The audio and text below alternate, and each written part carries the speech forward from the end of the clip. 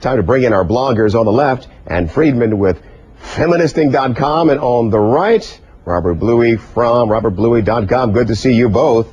Hey, let me start, Robert, let me start with you. What do you think of Oprah, Obama, and what kind of an impact do you think she really will have on his campaign, other than raising money and significant amounts of cash? Well, clearly she's going to do that, but I think just the fact that she can personalize Obama, put his name and face out there among an audience that's very influential. You'll remember back in 2000 when George Bush went on the Oprah Winfrey Show, it really transformed his campaign and gave him a good boost heading into the fall.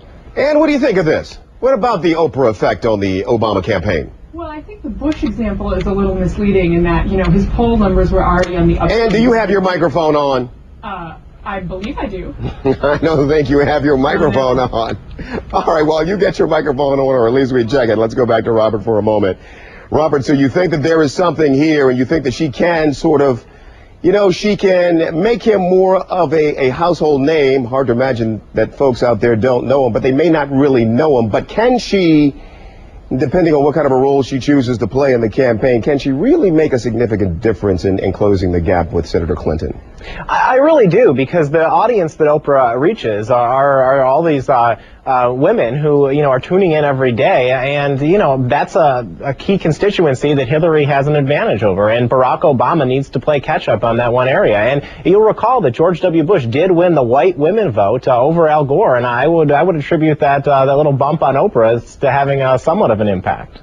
Ann Friedman, you okay now? I'm with you now. You Well, I wanted to say that, you know, I don't think Bush really got that big of a bump. I mean, his numbers were already on the upswing when he went on Oprah, and I don't think one appearance on the show makes a huge difference. That said, you know, having Oprah as an ally, you know, she has a lot of wealthy and powerful friends, is not going to be, you know, a negative for Obama. Hey, and where are we in this new order of things that a talk show host is thinking about not only actually joining the campaign in some way, shape, or form? This feels like new territory.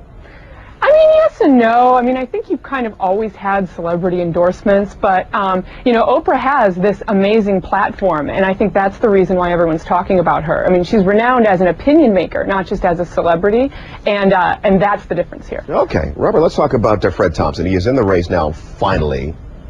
What do you think of the first couple of days? Well, I think so far everybody has to be impressed. I mean, Fred Thompson is clearly a solid... Are you kidding when you say that, or do you really mean that? No, I really do. Oh, okay, I mean, he's talking about the issues that conservatives care about. He's another conservative who is trying to put the whole package together. We have several candidates on the Republican side who, you know, have a variety of different attributes that are appealing, but Fred Thompson's trying to put the whole package together. Does he change the game in any significant way? Absolutely he does. You know, there's a lot of excitement that's built up over the last few months about Fred Thompson. He's already placing second in some of these opinion polls, even before he's in the race. So absolutely, he's going to be a factor, and I think he's an exciting addition to the field. And what do you think?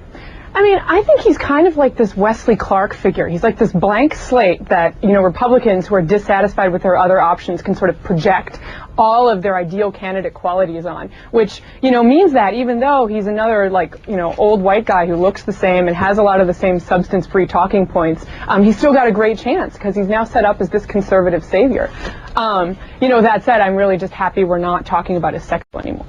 There you go. All right, well, let's leave it there. And Friedman and Robert Bluey, thanks for your time this evening. We appreciate it. Thank you.